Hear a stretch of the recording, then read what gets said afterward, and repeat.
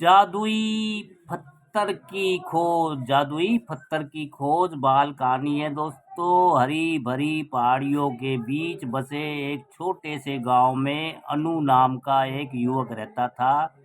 दुर्भाग्य से उसके माता पिता दोनों का निधन हो गया था।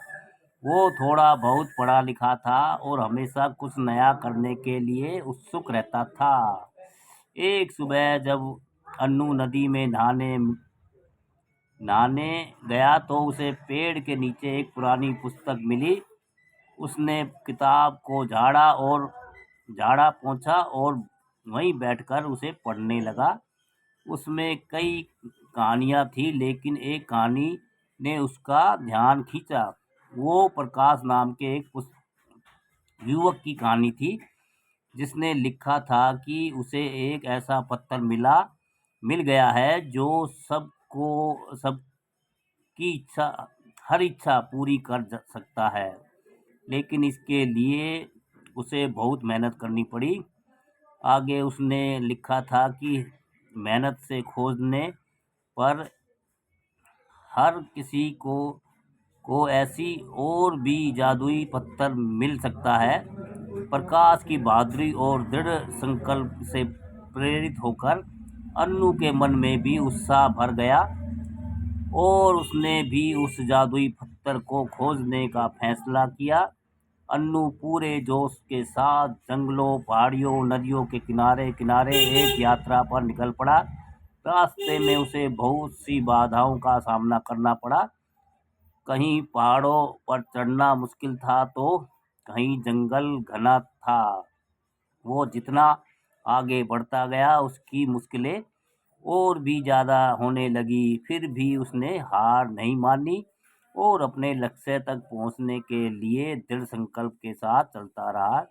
अपनी इस लंबी यात्रा के दौरान अन्नू को अलग अलग जगह में अलग अलग तरह के लोगों का सामना करना पड़ा। कई बार जंगल में उसे ऐसे जानवर भी मिले जिनसे अन्नू की बहुत मदद की, जीवन के मूल्यवान सबक सिखाए। एक बुद्धिमान बूढ़े उल्लू ने उसे धैर्य और ज्ञान का महत्व सिखाया, जबकि एक शरारती गिलहरी ने उसे टीम वर्क, सहयोग और गतिशीलता का मूल्य सिखाया।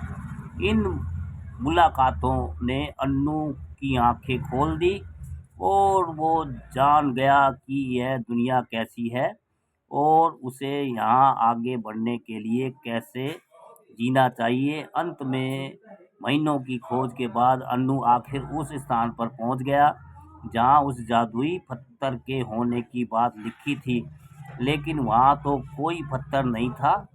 तब अन्नू ने अपने बैग में रखे उस पुस्तक को निकाल कर दोबारा उसे पढ़ा। उसने देखा कि अंतिम पन्ने पर लिखा है, असली खजाना तुम्हारे भीतर है।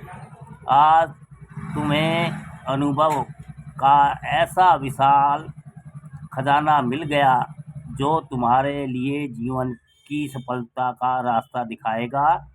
अन्नू समझ गया कि सच्ची शक्ति और जादू उसकी अपनी क्षमताओं, सपनों और जुनून में है।